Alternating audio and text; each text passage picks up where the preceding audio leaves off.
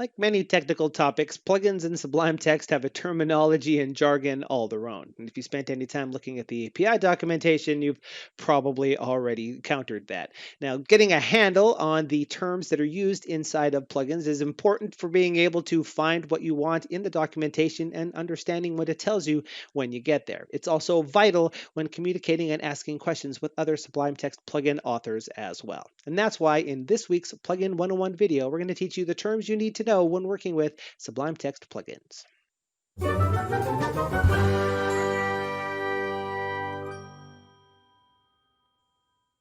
Hello, fellow Sublime Text fanatics. Oda Nerd here. Welcome back to Plugin 101, the video course teaching you how to become a package and plugin author in Sublime Text. Now, the topic of today's lesson is terminology in Sublime Text plugins. Now, the API reference is an awesome source of information for exactly what the API in Sublime Text can do and how it does it, but it can be a little bit inscrutable when you're new to plugins and plugin development. And you may go and ask other plugin authors for advice, and they're going to tell you helpful information, but it may go over your head because they're using terms that they are familiar with and you are not. So today's lesson is hopefully going to give you the information you need to know to be able to understand that sort of thing, which is going to allow you to target searches in the API documentation better by deciding based on what you want your plugin to do, what part of the API that probably is, so you can narrow in a little bit easier and being able to understand it when you get there. And of course, if you have to ask questions of other plugin authors,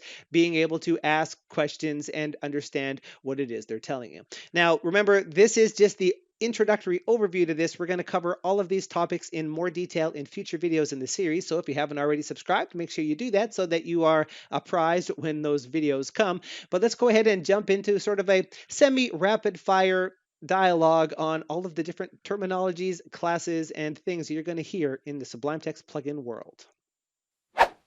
The first term we're going to talk about is the window, which unsurprisingly represents a window that's available on your screen. There can be any number of windows. You might be always working in the same window and switching back and forth between projects, or have multiple windows open on multiple desktops, or even just multiple windows open that you switch between.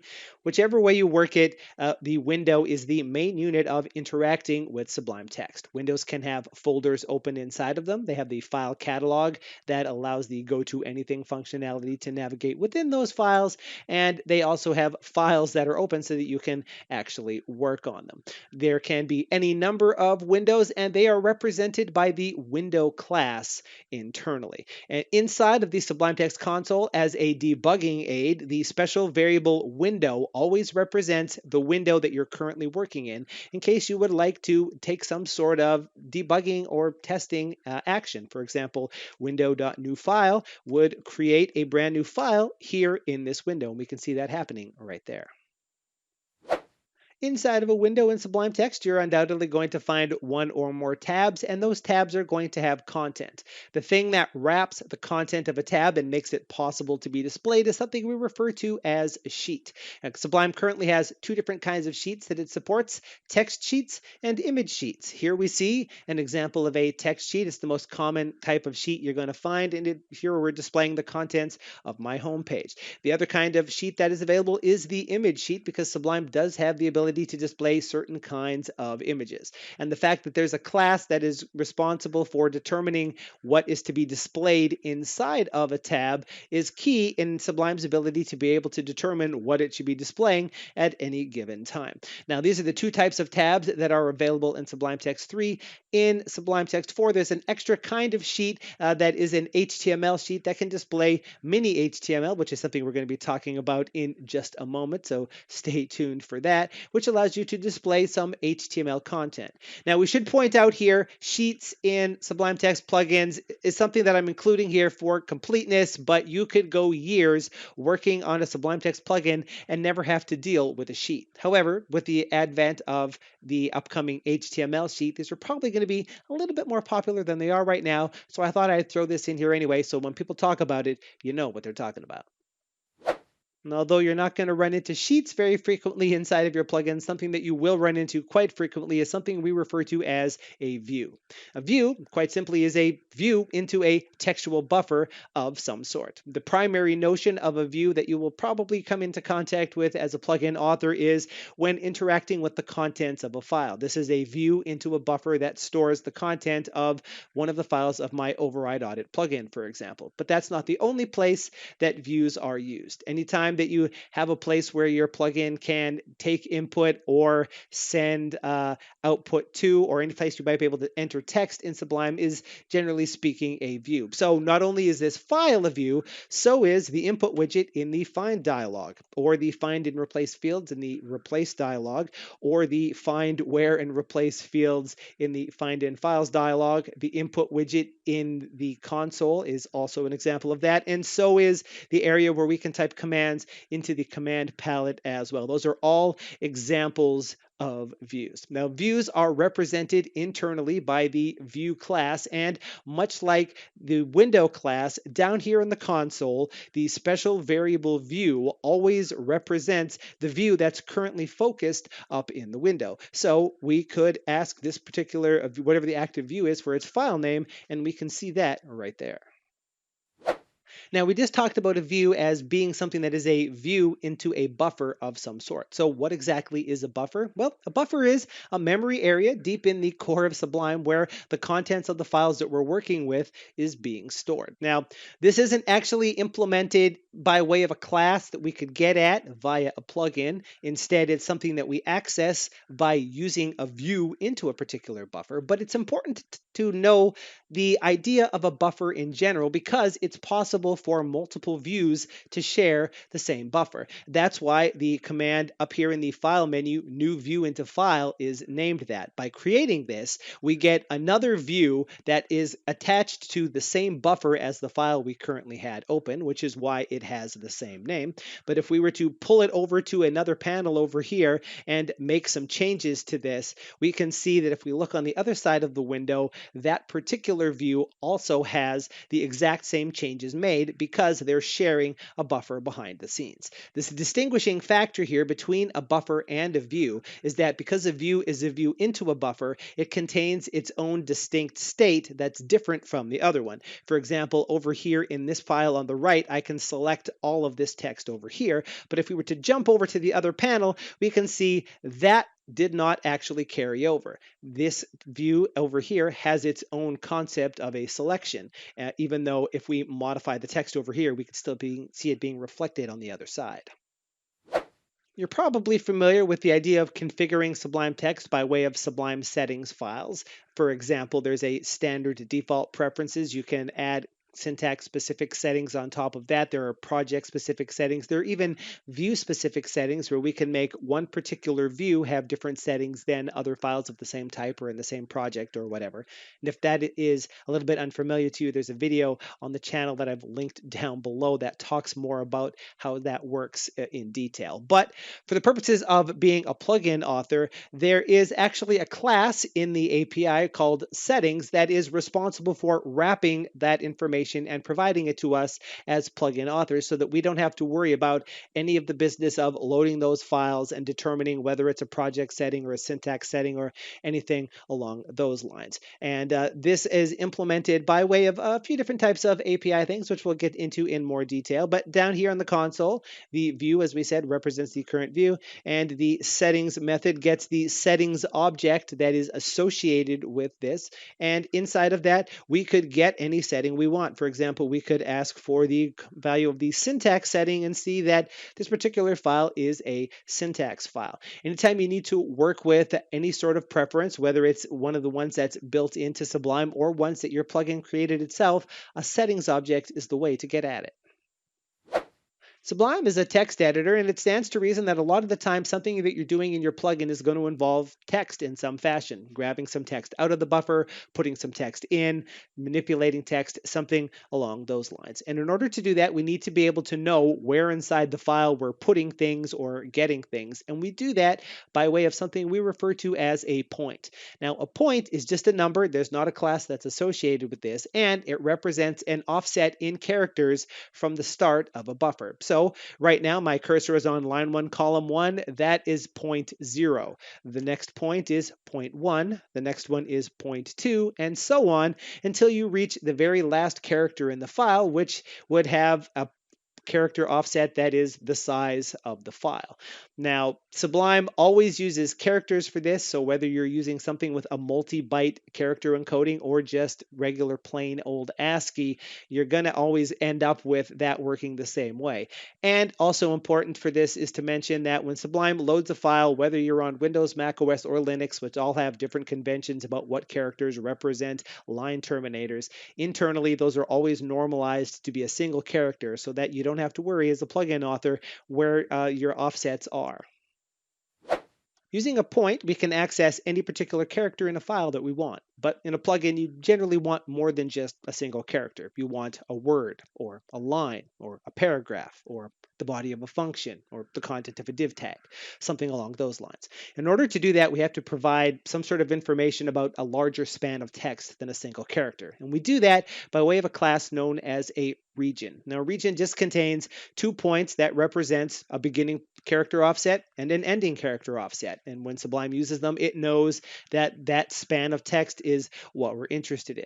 This is implemented via the region class, and the region class is inside of the Sublime module, which is always pre-imported for us in the console by Sublime, so we don't have to import it ourselves.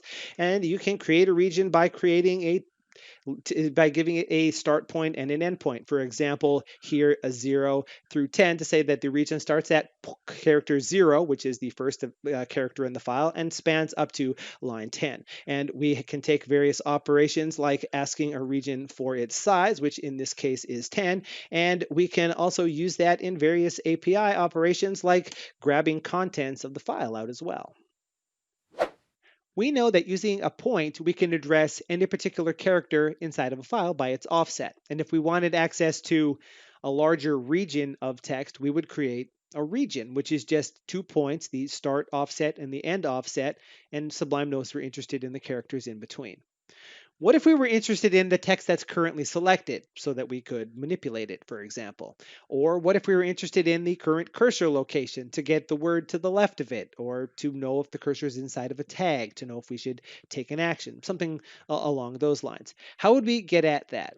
And it turns out that both of these things, determining the cursor location or determining what's selected, are actually 2 facets of the exact same thing, because in Sublime, the cursor and the selection are one and the same. They are an identical thing. And this is one of the things that can catch you a little bit unawares and be a little bit confusing, so we're going to try to go slow on this one. In Sublime, we'll say it again, the cursor and the selection are the exact same thing. Right now, in this file, there is exactly 1 cursor. There's also exactly 1 selection. It just so happens that nothing is selected right now. So the selection drawn is empty. It's invisible. If I was to do this, then there is now 1 selection. There's 1 piece of selected text here. But notice there's also 1 cursor as well, and it's over there on the right. I could take that in the other direction. Now there's still 1 selection, there's 1 piece of selected text, and there's still 1 cursor. It just happens to be on the left this time. If I press this key, there's now 2 selections, and they're both selecting the same number of characters, but one has a cursor on the left and one has a cursor on the right. And if I bring the mouse in, I can also click, and now there are 3 selections in here. One of them has 6 characters and has a cursor on the left. One of them has 6 characters selected and has a cursor on the right. And one of them is a selection size of 0, so we only see the cursor. This is one of the things that can be a little bit confusing. That's why we want to go through these examples here. Now, the selection is tracked by the selection class, and the selection class is just a list of regions, as we have just seen, a begin point and an end point. So when a selection is empty, then the region starts and stops at exactly the same point. You just see the cursor. But if the selection starts at one point and ends at another point, then you can see some selected text, and then one of those two sides has a cursor. So if we go down here into the console, the selection is handled by this selection class, and it is accessible, and this is just something we're going to cover in a future video, by this selection method. We can see that right here. This is a selection object. Now, this is actually a list of selections. So we could see what is the first selection. The first selection is a region that starts at character offset 6 and goes to character offset 0. And we can see that if I close this, it started at 6 and ended at 0 on line 1. So it's a length of 6 and the cursor is on the left. If we came back down here again and went to 1, this is 15 to 21. Now the smaller number is on the left and the bigger number is on the right. That is a reference to the fact that the cursor is now at the right-hand side, just like that. And for the third one, if we were to come in here and throw a 2 on that, we can see that this selection starts and ends at the exact same point inside of the region there. And that's why that particular selection doesn't appear to have anything. Now, Sublime will automatically create a selection object and associate it with every view when it creates it, and it's distinct for every view. That's why you can have two files open and they can each have cursor locations that are separate from each other. And remember a moment ago when we talked about buffers and how it's possible for two views to be distinct but share the same buffer so that edits to one automatically reflect in the other view that's sharing the same buffer. Even in that case, it was possible for two views to have a different notion of what's selected or where the cursor actually is, which is what makes cloning a view like that so valuable. You can have one cursor up at the top of the file on the left and at the bottom of the file on the right and make changes to both places. Sublime Text is a text editor, so it goes without saying that frequently what plugins want to be able to do is edit text of some sort. But when you think about it, editing text is more than just putting characters into a buffer or removing them. What if the user wants to undo changes that they made? Or what if they undo and they want to put them back? Is that something that we have to worry about as plugin authors? Unfortunately for us, the answer to that question is no, because Sublime very carefully controls who's allowed to make changes and how those changes are made so that it can keep track of them and do all of that heavy work of undoing and redoing for us. And all that control comes through the edit object. There's actually a class in the API documentation you can see named the edit class, but we are not allowed to create an edit object ourselves. Sublime gives them to us so that it has full control of edits. The only way to get access to an edit object is via a text command. There's always one passed as the first argument to the run method, and we're going to talk about commands, as a matter of fact, in next week's video to get a little bit more information on this. We're not going to talk about that more here, but all of the API methods that allow you to make a modification to the buffer, add text, remove text, replace text, all require you to provide one of these edit objects to that particular thing. And that allows Sublime to gather up all of the changes that were made as a part of one command invocation so that they can be undone or redone, and we don't have to worry about it. And because of that, we're not allowed to create these. Sublime will give them to us, and you're not allowed to keep it around and use it for a future time. You have to use it while the command is actually running. But of course, we're going to talk about that more in upcoming videos. Whether you're working with Sublime or creating plugins, a term that you might see thrown around is the idea of a panel. Now, in Sublime Text, a panel generally refers to an area of the user interface that appears down at the bottom of the window, and it allows you to take some action, and it's as inobtrusive as possible, and you can easily hide it away. Now, there's a variety of these that are built into Sublime directly, such as the Find panel, the Replace panel, the Find in Files panel, for example. If you happen to be using build systems and you execute something, then you would see build results being displayed in a panel at the bottom of the window. If you use Terminus, Terminus can display itself in a panel, and so on. There are a variety of different kinds of panels. That's generally what we refer to when we're talking about that. One of the more specific types of panels that's useful to us as plugin developers is the output panel, which, as the name suggests, allows us to display some sort of output in a panel down at the bottom of the window. Output panels are what build systems use to be able to display their output. It's what Terminus uses, and you could do that as well. And as a quick example of this, and to show a little bit about how this works, if we came down to the console, we could say window.create output panel like so. We need to give our panel a name, so we'll call it my panel like so. And there's a couple of things to note here as I run this. First, I executed this as a method on the current window, and that indicates to us that panels are specific to the windows that they're created inside of. So inside of this window, there's now an output panel named my panel, but if I was to create a new window, it would have no such panel. And if we ran that code in there, it would have a panel, but it would be distinct from this one. And you could verify this yourself by creating two windows and running, say, a Python program in one and a C program in the other one. Each one of those windows would have build results. You wouldn't see build results in either window until you ran something inside of it, but you could see that even in the Python window, you only ever see the output of the Python build. You never see the output of builds that happened in other windows. That wouldn't be very useful at all.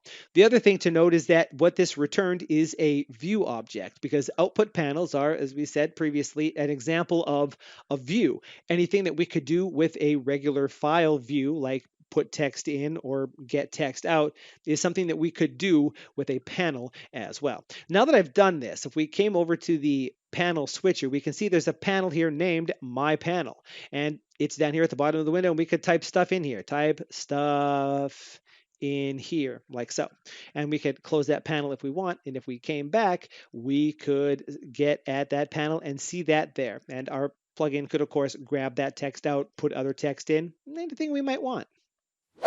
The output panel allows you to show output at the bottom of the window if you wanted to have a running tally of logs going or things of that nature. But what if you actually want to gather input from the user in order to determine how you want to proceed? There's a few different ways to do that. And the first one we're going to talk about is the quick panel, which is something you've probably seen and used, even if you didn't realize that it's referred to as a quick panel. And it is quite simply a list of options, very similar to the command palette in appearance, that allows you to choose one of a list of things and also filter the text. So for example, if we went into the hyperhelp system and opened up the help index, this is an example of a quick panel. You can provide the panel a list of as many items as you want, and you can put as many lines in there as you want. And this allows the user to scroll up and down, choose the item they want, do automatic filtering of things, and they can when they choose an item, you can get notified that something happened. Being able to show lists of items is nice, but sometimes you need more free-form text, like if you're going to ask a user for a password or to name a new file or something along those lines. And for something like that, we use something we refer to as the input panel. And again, this is something that you may have seen previously. It's a small panel that appears at the bottom of the window and allows you to apply some text. So as an example of that, we could say window.show input panel like so, and we need to provide this to few things. We're not going to go into any detail here because that's a topic for a future video. We could say enter your name, and then we have one of those, and we'll go none, none, none. And if you want to know more about those, wait for the next video, subscribe if you haven't, or view the API documentation. And here's a panel at the bottom of the window asking me to enter my name, and I could type it in here, and we could tell when characters were being added, removed, or when the user presses the button. Sublime is first and foremost a text editor, but there are times when we might want to have a little bit more rich markup than regular plain text can provide us. And for that, the developers have given us MiniHTML. Now, MiniHTML is, as its name suggests, a miniature subset of HTML. It doesn't have absolutely every HTML tag or CSS positioning item that regular HTML would have, but it has a nice usable subset of it. And what it does have is designed to be standards compliant as well. Now, MiniHTML can be used in a variety of different places throughout Sublime Text, which includes hover pop-ups, phantoms, and coming in the next builds of Sublime Text, not currently available in Sublime Text 3, those HTML sheets we talked about back at the beginning of the video, which would allow you to have a tab that is just dedicated to displaying some HTML markup. One of the more common uses for MiniHTML is in pop-ups, which you've probably seen all throughout Sublime Text. Some packages use it to display documentation on methods that you're invoking. Sublime itself uses it in its go-to definition and go-to reference pop-ups that you hover over things. Here in HyperHelp, if we were to hover over one, we can see a pop-up appear that uses some rather bland HTML to tell us where links are going to link to. But things can be as simple or as complex as you want. For example, in Override Audit, if you hover over the name of a package in any report, you get a more rich display of all the information you might want about a particular package. If you've used Sublime for a while, then you might know that with a properly configured build system, Sublime can catch your errors and display them to you inline in a file, for example, like this. And you may have wondered, how is this actually possible? What's going on here? And the answer to that is this is using a phantom. A phantom is a block of mini HTML that we can inject into the flow of the document, either in line in between characters on the line or in between lines themselves, which is what this is doing here to allow the errors to be directly pointed out inside of the file. You can even interact with these by catching when links are being clicked, which is how you close one of these things. Another example of phantoms in use, if you use the package dev package, can be seen in the preferences setting, where you may have noticed that there's a pencil icon between the names of settings and their values. And these are things you can actually click on. So if I decided I wanted to modify the gutter, for example, I could click this and it will add the setting automatically over here on the right with the default value, allowing me to modify it. This is just a couple of examples of why phantoms can be pretty handy. One of the more common reasons to want to work with plugins in Sublime Text is to be able to add some new action or functionality to it, and that's done by way of commands in Sublime Text. Commands are things that you are already familiar with because they can be bound to keys, they can be added to menu items, they can be added to the command palette, things of that nature. Now, Sublime supports three different kinds of commands: commands that are specific to a particular view, commands that are specific to a particular window, and commands that are just specific to the application in general. And we're not going to touch on that here in more detail because that's the topic of the next Plugin 101 video 2 weeks hence. So, subscribe, all that good stuff. Learn more about commands. By creating new commands, we can make explicit actions that the user can take by picking an item for the command palette, a menu item, pressing a key, things of that nature. Sometimes, instead of taking a directed explicit action, you want to react to something that's actually happening. For example, here we want to react to a file being loaded to detect its indentation if there is an appropriate setting set to do so. And the way to do that is through an event listener. There are two different kinds of event listeners: global event listeners that just listen for all events everywhere, and view event listeners that listen for events in specific targeted views. Both of these work in exactly the same way. There's a large number of events that you can listen for, like files being loaded, such as here, files about to be saved, files that have just finished saving, the cursor moving around in the buffer, files being modified, all sorts of things. If you ever need to react to something, an event listener is what you want. We mentioned previously that if you want to gather input from the user for use in your plugin, there's a few different ways to do that. We could use an input panel at the bottom of the window to get arbitrary text. We could use a quick panel to allow the user to choose from a list of items. You could even use a phantom and clickable links in order to get input that way. But the last item on our list of terminology in Sublime Text is input handlers. This is something that was added in Sublime Text 3.1. It was originally implemented for use in Sublime Merge, but we didn't know that at the time. And this functionality allows you to gather strings of text or allow the user to choose from a list of items from directly inside of the command palette. And although it's been around for a while, it's gaining in popularity as a more seamless way to gather input in a lot of cases, because it allows you to choose a command and provide the input all in one place without having to draw your eye down to the bottom of the window. So by way of example of these things, commands that are built directly inside of Sublime. Here I have just a random arbitrary file open, the README file from my package. But if we were to use the rename file command that's built into Sublime, previously this would have opened an input panel at the bottom of the window, but now it's doing it right up here, allowing us to change the name of the file directly right at the point where we chose it better user experience. Or the other option we talked about was using a quick panel to allow the user to choose from a list of items. And you're probably quite familiar with this. View package file is an example of an input handler that allows you to do this as well. There's a list of items here for us to choose from. We can even filter this list if we want to, the same way as we could for the quick panel. And one other aspect of this that makes this perhaps even better than those other two options combined is that input handlers allow you to provide a preview that uses MiniHTML. And an example of that that's built into Sublime is the arithmetic command. We could add some numbers together and we see a preview of what's happening. Now, this is actually MiniHTML that can be displayed in here, so you could display different fonts and colors and things of that nature. So you really have a lot of power and expressivity when it comes to using input handlers in this particular fashion. And there's a couple of different kinds of input handlers, of course, the regular string items and the list items. But talking about that and going into more detail of all of this terminology is, of course, the topic for future lessons in the video series.